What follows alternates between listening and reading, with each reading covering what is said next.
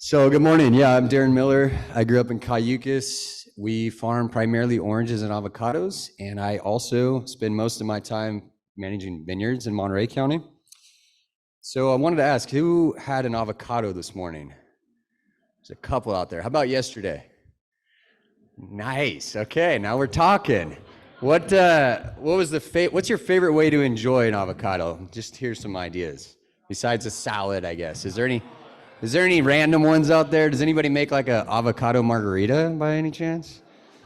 Now we're talking. So there's a place up in Tascadero that makes an awesome one. Just throwing it out there. All right, so just a little bit of background on our family farm. My parents met in San Luis Obispo, Cal Poly in the late 70s. We bought a property out in Cayucas, which used to be a cattle ranch and hay farm. Actually, it was even a dairy back in the 20s, so that whole area, Harmony, Cambria, San Simeon, was all dairies. My dad went to New Zealand, had a great idea after traveling there to plant kiwis, and went crazy with those, and it did really well for a while. But characteristic of what's going on in the avocado market right now, imports started coming in from another country that, of course, in many instances, things can be farmed much cheaper. Besides in California, as we all know, it's very expensive to run a business in this state, and labor is expensive and everything that comes with that. So that didn't last too long. What he did diversify into was more veggies, garbanzo beans, snap peas, sugar, squash, baby squash, and I have some very fond memories as a little kid actually helping him haul fruit and veggies down to the Oceano Pismo vegetable exchange, and he used to do this actually even further down to LA for specialty baby squash.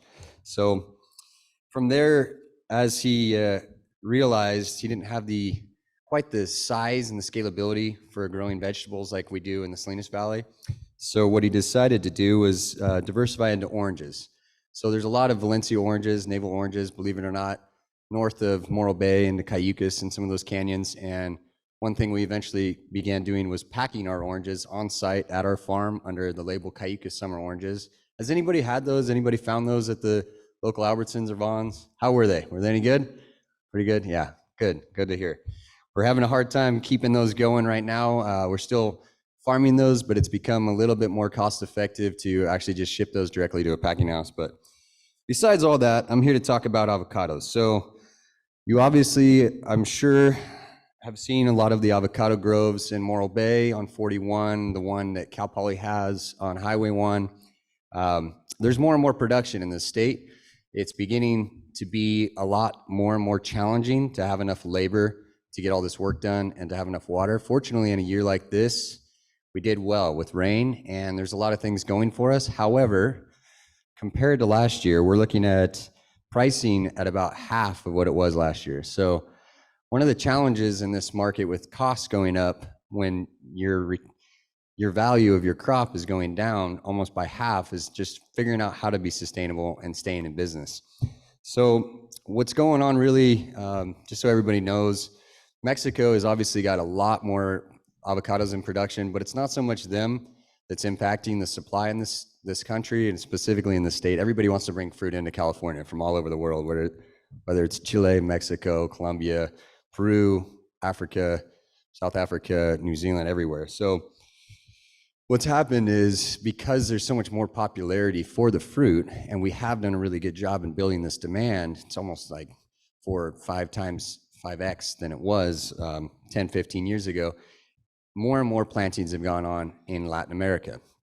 And what the biggest challenge with that is almost all of that fruit wants to be imported here into this state, impacting all of the local growers in California. So basically what's going on right now is, I mean, I hate to point blame at any one specific company, and I'm not going to. I'm just saying there's one specific country that has brought on a whole hell of a lot of fruit, and we all just want to figure out how to get it to have another home of where it goes, specifically maybe China or Asia or anywhere else in the world, because we've kind of figured out how to keep a steady, decent supply with Mexico's fruit and California's fruit, and it's become very challenging. So I encourage you all to understand that while the fruit might be pretty expensive in the store, it's not so much the grower that's always benefiting from this, and it's becoming very challenging market. So I do really hope that you guys continue to consume as many avocados as you can and can afford, of course, because the more and more production we have, the more it's all supply and demand and economics of it all. But yeah, just thank you very much for having me today. And I'd be happy to talk to anyone about avocado growing after this. And I'm just going to keep my eyes pinned for Jim out there on his bike, trying to snag some avos. So thank you very much. Have a good one.